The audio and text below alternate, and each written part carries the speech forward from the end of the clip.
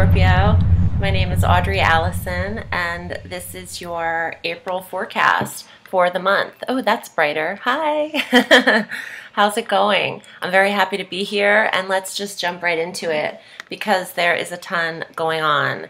This month, on April 5th, Venus, the planet of love and beauty, goes into Pisces in your 5th house of romance and children and creativity. Now, Venus is exalted in Pisces. Most planets, or all planets, either are exalted in a sign or a sign will fall in their detriment. And it means, to be exalted, it means that this is a more harmonious placement and it enables Venus to do her most beneficial work. So Venus being exalted in Pisces in your 5th, Pisces is a sister water sign to you, so this is a very positive placement at this time. Your relationships with your children, your own romantic relationships could be very sweet and enhanced and amorous at this time. Also on April 7th, Mercury is entering Aries in your 6th house of health and daily routine and regimen and structure. Uranus is also stationed in Aries, and Mercury is going to join Uranus.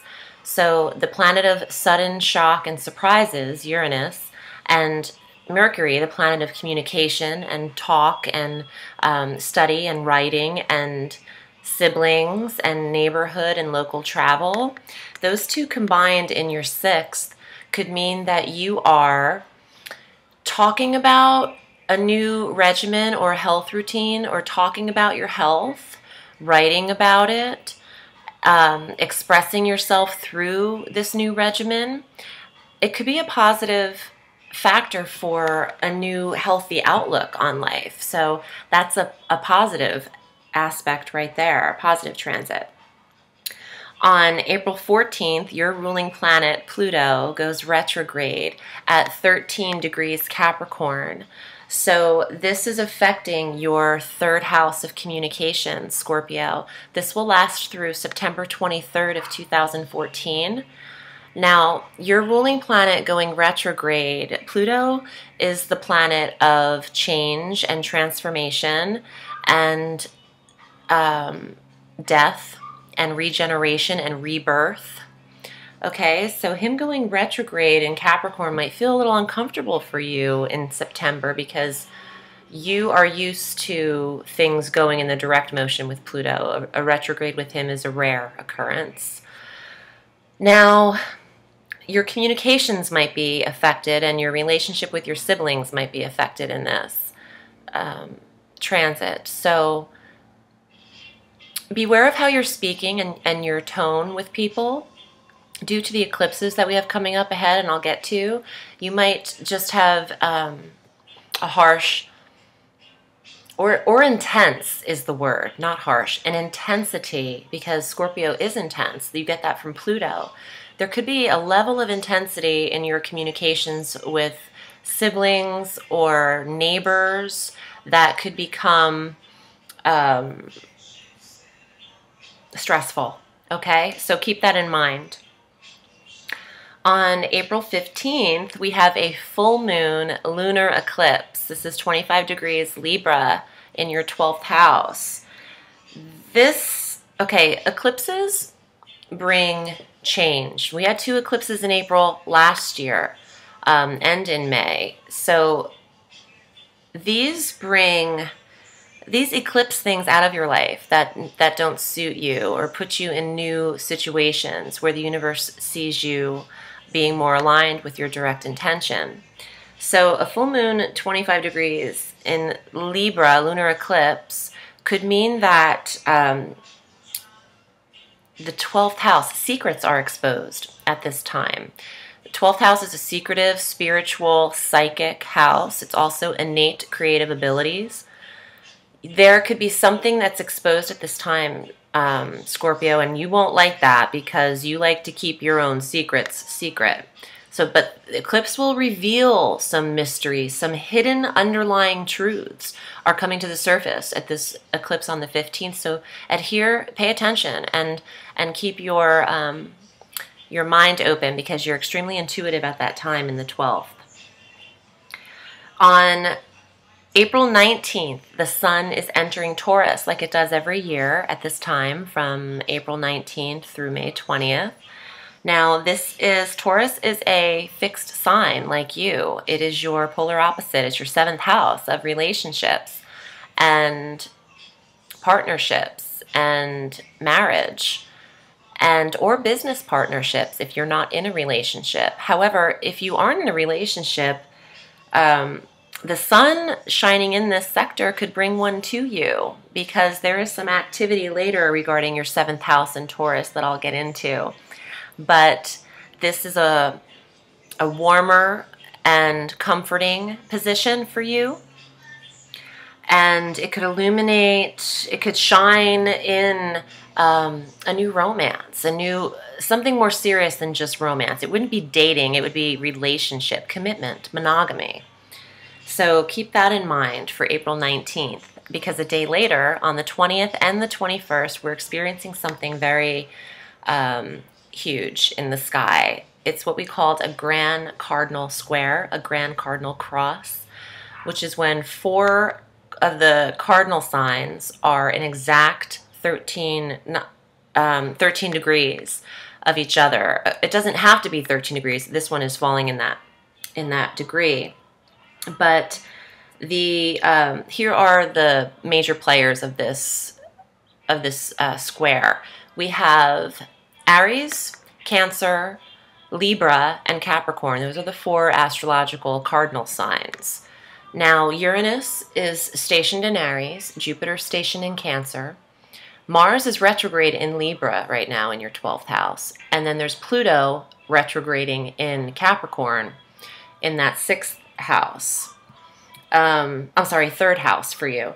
So your 3rd, 6th, 9th, and 12th houses will be affected at this grand square of exact 13 degrees. Jupiter is opposing Pluto, and Uranus is square Pluto. So there's tension, there's restriction, and anxiety at this time. And this will fall in your house of communications and siblings and study. It will also fall in the house of daily routine and health. Faraway places, the 9th house, places at a distance to you, and higher education, and your philosophies, and your religions, if you're religious, and your 12th house of intuition and what you're hiding, your secrets. So, things could be illuminating. Things are coming out of the woodwork for you, Scorpio. Maybe it's your own mind. Maybe it's information coming to you through dreams and that 12th house, premonitions. So these areas are intensified, but I also would like to say this. I've been saying this in other videos as well. This planetary combination is combustible.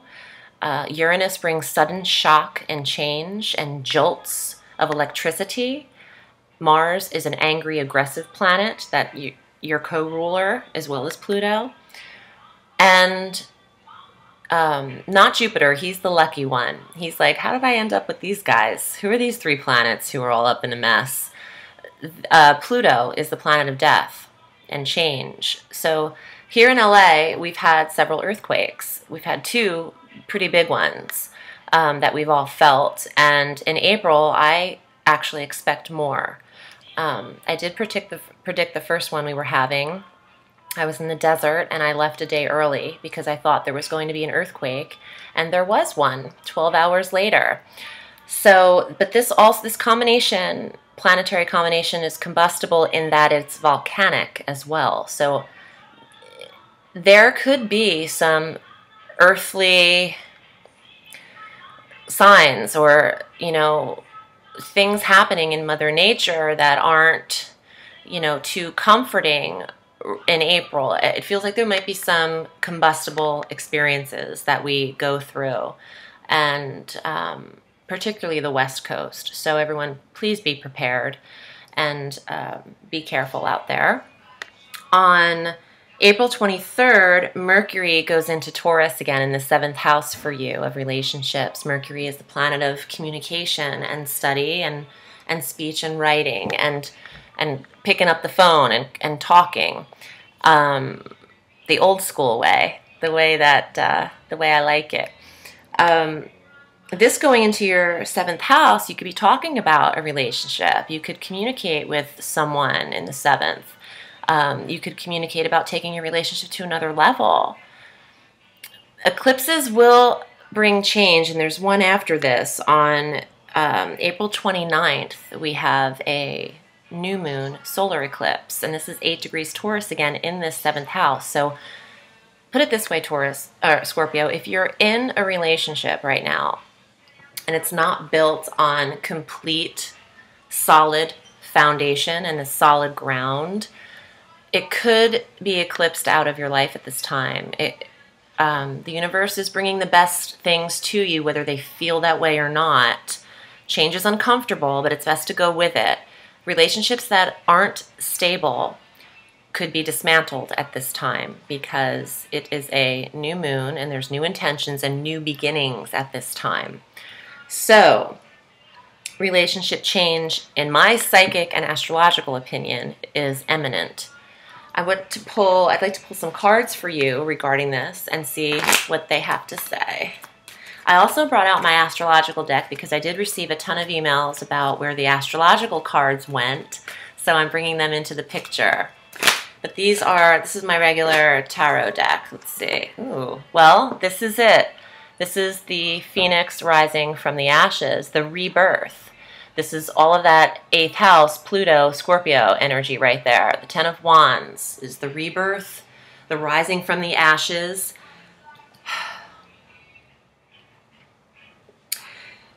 Change is coming, okay? And change is the only thing that is constant in this life. So it is best to be prepared and to not fight or resist change. Don't try to make things work just for the sake of them working or fit a square into a circle.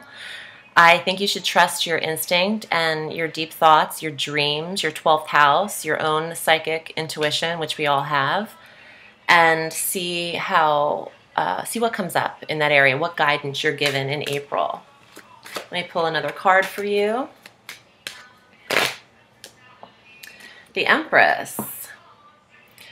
All right, well, those of you who would like children and have the capacity to have them could find that you are planting seeds this month. But it could also mean that it's the children that you do have could be important in April and going through some changes themselves. Now, those of you who don't have children, nor do you want them, you could find that you are recalling your past, are recalling your younger experiences, and maybe letting them go. Or letting go what has happened to you when you were a child, and looking forward to the new beginnings and the future. The eclipse might bring that on. Bring on some nostalgia that needs to be dealt with and then dismantled. Let me pull an astrological card for you and see what it says. Ooh, I love it. Okay, so this is Venus. Look how pretty. Okay, Venus. And this is symbolic of the first transit of the month when Venus goes into Pisces on the 5th of April. And this is where she's exalted, your 5th house. So, pay attention to the top of the month. I know the second half is easy to pay attention to because of the eclipses and the grand cardinal square, but don't forget about the top half because Venus is bringing in some beautiful sister sign compatible, emotional, loving, sensual energy for you, Scorpio, and we know you love that. Okay, my name is Audrey Alison, and I'm so thankful to be here. Thank you for tuning in, and if you'd like a reading with me, just look me up at audreyallison.com, and I read all through the week. So you can find me also on Facebook at Audrey Allison Astrology and Tarot. Thank you so much, Scorpio. I'll see you next May, and have a sweet day. Bye.